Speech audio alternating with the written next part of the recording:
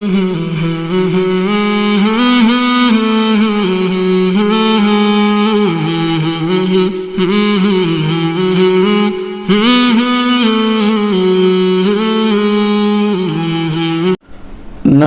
ونصلي على رسوله الكريم اما بعد فاعوذ بالله من الشيطان الرجيم بسم الله الرحمن الرحيم يوصيكم الله في أولادكم للذكر مثل حظ الأنثيين صدق الله العلي العظيم وقال النبي صلى الله عليه وسلم تعلموا الفرائض والقرآن وعلموا الناس فإني مقبوض او كما قال علیہ الصلاۃ والسلام۔ محترم سامعین، آج میری گفتگو کا جو عنوان اور موضوع ہے وہ میراث کے مسائل اور اس کے فضائل ہیں۔ آج ہمارے معاشرے میں اور ہماری سوسائٹی میں اس کی طرف لوگ بہت کم توجہ دیتے ہیں۔ اولاً تو میراث کا علم بھی بہت کم ہوتا ہے اور اس کی جانکاری عام لوگوں کو نہیں ہوتی۔ حالانکہ حدیث شریف اشارہ ہے کہ میراث کے مسائل سیکھو، میراث کے مسائل جانو اور لوگوں کو سکھاؤ۔ میراث کے مسائل جانو بھی اور لوگوں کو اس کے مسائل سے آگاہ بھی کراؤ۔ اللہ کے رسول علیہ السلام نے بڑی تاکیدی انداز میں فرمایا، تعلموا الفرائض والقرآن، فرائض سیکھو یعنی علم میراث سیکھو اور قرآن سیکھو، وعلموا الناس فإني مقبوض، اور لوگوں کو سکھاؤ۔ اس لیے کہ میں ان قریب میں تم سے جدا ہو جاؤں گا، پھر یہ علوم تم کو کون سکھائیں گے۔ اس سے جو اس علم کی اہمیت پتہ چلتا ہے کہ اس علم کی کتنی اہمیت ہے۔ لیکن افسوس یہ ہے کہ اس علم کی اہمیت کو کیا جانتے، اس کی افادیت سے کیا واقف ہوتے، اس پر لوگوں نے عمل کرنا ہی چھوڑ دیا۔ بہت کم لوگ ایسے ہیں، بہت کم گھرانے ایسے ہیں جو اس پر عمل کرتے ہیں یا کرتے ہوں گے، لیکن عامتاً رواج یہ ہے کہ اس کی طرف سے سستی برتی جاتی ہے۔ خاص طور سے بیٹیوں کو حق نہیں دیے جاتے ہیں، ان کے حق تلفی ہوتی ہے، ان کے حقوق کو ضائع کیا جاتا ہے، جبکہ بڑا سخت ترین معاملہ ہے۔ اللہ نے وصیت کی ہے، اللہ تعالیٰ وصیت فرماتا ہے، اللہ تعالیٰ اپنے بندوں کو حکم دیتا ہے، یوصیکم اللہ فی اولادکم، کہ اللہ تم کو وصیت کرتا ہے اپنی اولاد سے متعلق کہ تم اس کے درمیان جو ہے قرآن و حدیث کی روشنی میں جو اللہ نے فرض کیا ہے اس کے اعتبار سے اس کو حصہ دو۔ یعنی بیٹا کو 2 حصے دو، اگر بیٹی ہے تو اس کو 1 حصہ دو۔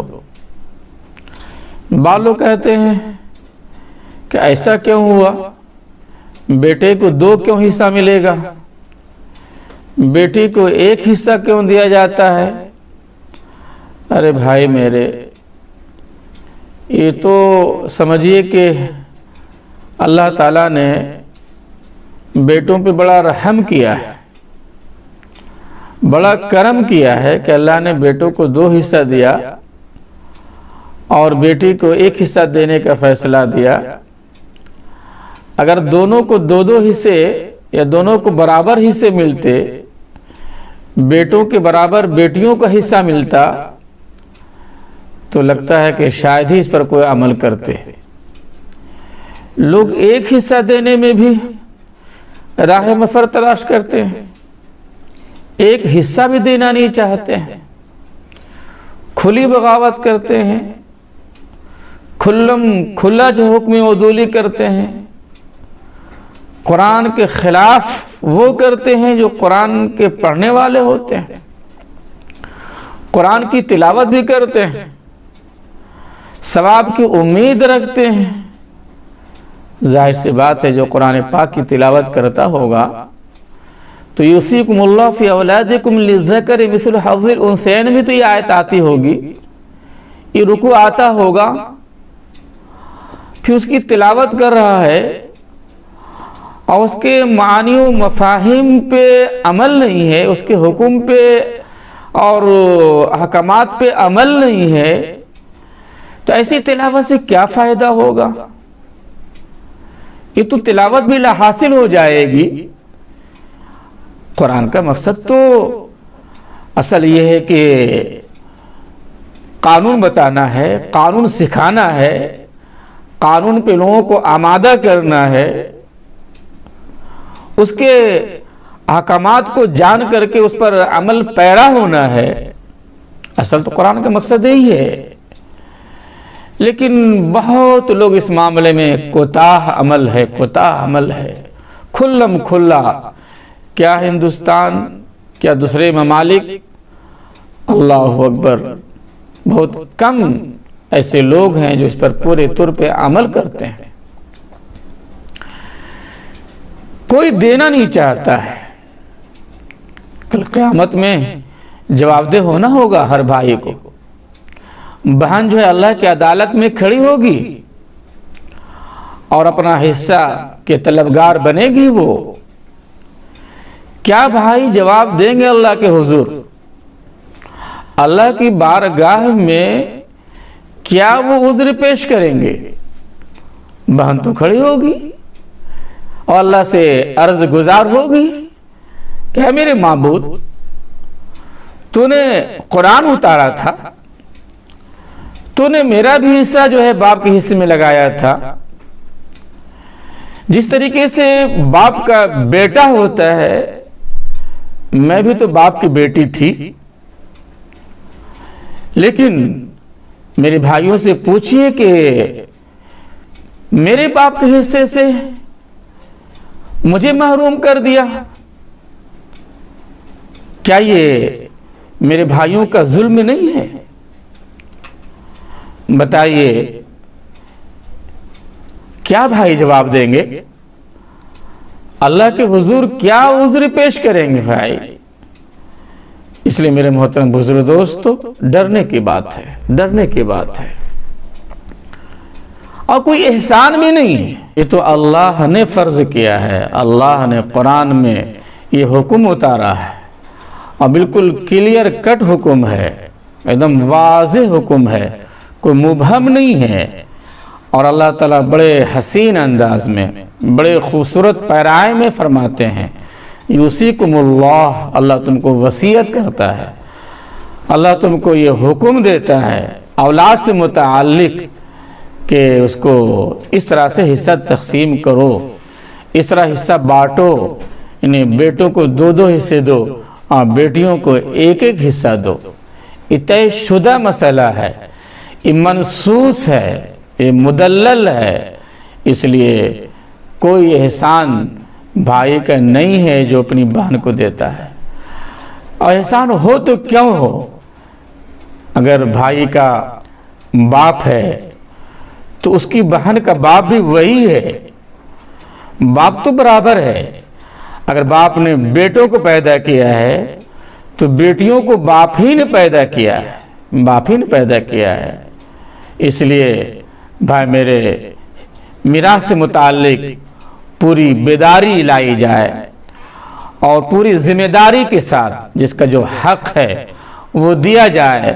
بہت سارے لوگ دے بھی دیتے ہیں تو جی بہلانے کے لیے دیتے ہیں، سماج کو صرف دکھانے کے لیے دے دیتے ہیں کہ بھائی 2 کٹھا دے دیا، 2 گڑ دے دیا، کبھی تھوڑی سی زمین دے دی۔ نہیں، میراث کی تقسیم ایسے نہیں ہوتی ہے، پائی میں تقسیم ہوگی، گھر کے حصے میں، زمین جائیداد میں سب میں حصے لگیں گے، گھر کے ایک ایک سامان میں حصہ لگے گا، گھر کے سارے ساز و سامان اور مال و متاع میں، چھوٹا سامان ہو یا بڑا سامان ہو، سستی چیز ہو یا مہنگی چیز ہو، اسے کوئی بحث نہیں ہے، حصہ اس میں بھی لگے گا، چادر کیوں نہ ہو، چوکی اور پلنگ کیوں نہ ہو، برتن کیوں نہ ہو، جھاڑو کیوں نہ ہو، ہر میں، یہاں تک اگر ماں باپ دوا چھوڑ کے گئے ہیں تو ان دواؤں میں بھی حصہ لگایا جائے،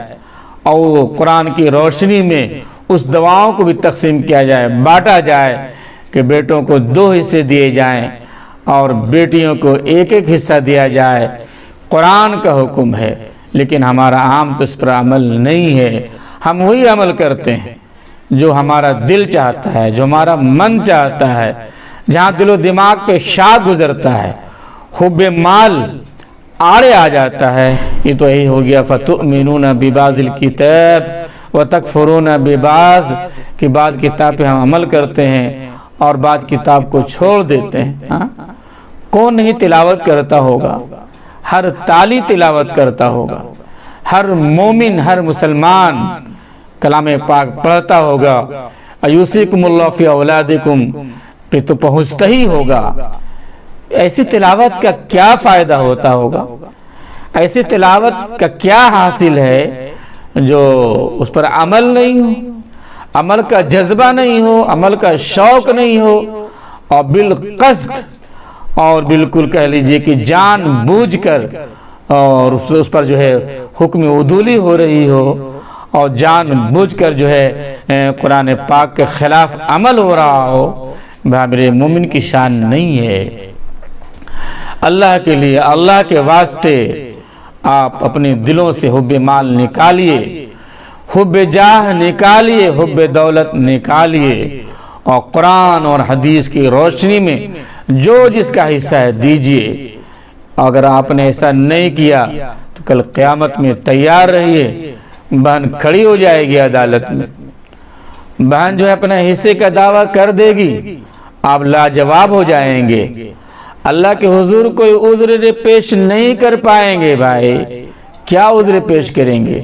کیا اللہ کو بتائیں گے؟ کیا اللہ کو کہیں گے آپ؟ اس لیے بھائی میرے، آپ جو ہے میراث کے متعلق پورا حساس رہیں، پورے طور پہ سینسیٹیو رہیں، اور عمل کے لیے پورے طور پہ تیار رہیں، اور وہ بھی زیادہ اس میں تاخیر بھی نہ ہو۔ باپ کا انتقال ہو گیا، باپ سے متعلق جو مال ہے فوراً تقسیم کیا جائے، اس لیے کہ سب کا حصہ لگ جاتا ہے۔ باپ کے انتقال ہوتے ہی جو ہے سب حقدار بن جاتے ہیں، اس لیے میراث کی تقسیم میں کوئی تاخیر نہیں کی جائے۔ باپ کا انتقال ہوا یا ماں کا انتقال ہوا یا کسی کا بھی انتقال ہوا، انتقال ہوتے ہی جو اس کی جائیداد ہے، جو اس کے مال و متاع ہیں، اس کے حقدار کا حصہ ہو جاتا ہے۔ اگر کوئی اس کا استعمال کرتا ہے، چاہے بھائی استعمال کرے یا بہن استعمال کرے، تو جب تک کہ تقسیم نہ ہو استعمال کرنے کا حق کسی کو نہیں ہے۔ اگر استعمال کرتا ہے گویا کہ ناحق کرتا ہے، ظلمن کرتا ہے، جبرن کرتا ہے، گویا کہ یہ گناہ ہوگا، عظیم گناہ ہوگا۔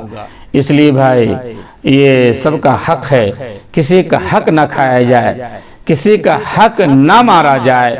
لوگ کہتے ہیں کہ بھائی بہن نے معاف کر دیا ہے، بہن تو معاف کر دی، اچھی بات ہے، میں اسے انکار نہیں کر رہا ہوں، بہن معاف کر سکتی ہے، بہن بھی معاف کر سکتی ہے، بھائی بھی تو اپنا حصہ معاف کر سکتا ہے، بہنی بیچاری کیوں معاف کرے؟ اگر معاف کر دے تو معافی ہو جائے گی۔ میں یہ نہیں کہتا ہوں کہ بہن معاف نہیں کرے گی تو معافی نہیں ہوگی، یا بھائی معاف نہیں کریں گے تو معافی نہیں ہوگی۔ اگر معاف کرتی ہے تو اچھی بات ہے، معافی ہو جائے گی، لیکن بہت ساری بہنیں بیچاری مجبور ہو کے معاف کرتی ہیں، لہذا خیال شرمیں اور گویا کہ بھائی کا منہ دیکھ کے معاف کر دیتی ہے کہ ہمارا رشتہ جو میکے سے ختم ہو جائے گا، بھائی سے رشتہ کمزور ہو جائے گا، تعلق جو ہے وہ بیکار ہو جائے گا، تو کچھ اس خیال سے بھی، کچھ اس لحاظ سے بھی اپنا حق نہیں مانگ پاتی ہے۔ مجبوراً معاف کر دیتی ہے بھائی میری۔ اسی لیے مولانا اشرف علی تھانوی رحمۃ اللہ علیہ فرمایا کرتے تھے کہ بھائی اس طرح سے معافی مناسب نہیں ہے، بہن کا حصہ دے دو، جو جس کا حق بنتا ہے اس کے حوالے کر دو، اور اس کے سپرد کرنے کے بعد، اس کی تحویل میں جانے کے بعد پھر واپس کر دیتی ہے، معاف کر دیتی ہے، دے دیتی ہے، تو یہ معاف کرنا قابل اعتبار ہے۔ صحیح معنوں میں یہ معاف کرنا ہے، آپ نے دیا ہی بھی نہیں ہے، دینے کا ارادہ بھی نہیں رکھتے ہیں، دینے کے لیے سوچتے بھی نہیں ہیں، اور یہ امید بنائے بیٹھے ہیں کہ بہن معاف کر دے، بہن معاف کر دے گی۔ بیچاری بہن بھی اب سوچتی ہے کہ بھائی تو دینے والے ہے نہیں، چلو بھائی دوسرا راستہ، اور کیا ہے، معاملے کی صفائی ضروری ہے، ورنہ ساری عبادت دھری کی دھری رہ جائے گی۔ اگر آپ کا معاملہ خراب ہے، معاملے میں آپ کمزور ہیں، خاص طور سے جو حقدار ہیں اس کو حق نہیں دے رہے ہیں، تو شاید آپ کے روزے، نماز، زکوٰۃ، حج، تلاوت، نوافل، اوراد و اذکار سب جو ہے بالکل بے معنی ہو جائیں گے، سب دھرے کے دھرے رہ جائیں گے۔ اس لیے حقوق العباد سے متعلق بہت ہوشیار رہیں، بہت خبردار رہیں، اور اللہ نے بھائی بیٹی کو تو ایک حصہ دیا ہے بھائی، دو حصے بھی نہیں دیے ہیں کہ تمہارا دو حصہ بہن لے جا رہی ہے۔ ہاں یہ اور بات ہے کہ اس میں اللہ کی حکمت ہے، اگر غور کیا جائے تو گھما پھیرا کے بیٹوں کو بھی 3 حصے ہو جاتے ہیں، اور بیٹیوں کو بھی، بہنوں کو بھی 3 حصے ہو جاتے ہیں۔ وہ کیسے؟ اب ظاہر سی بات ہے، بھائی کو 2 حصہ ملا، 1 حصہ بیوی لے کے آئے گی، بہن کو جو 1 حصہ آپ نے دیا اس کے شوہر سے 2 حصے مل جائیں گے، تو کہہ لیجئے کہ تینوں کو تو برابر، دونوں کو برابر ہو گئے، بہن کو بھی اتنے ہو گئے، بھائیوں کو اتنے ہو گئے۔ ظاہر سی بات ہے اگر بھائی کی بیوی ہے وہ بھی تو اپنا حصہ لے کے آئے گی، اور یہ بہن جہاں جائے گی اس کا شوہر کا تو حصہ ہوگا، تو اس طریقے سے 3 حصے برابر ہو گئے۔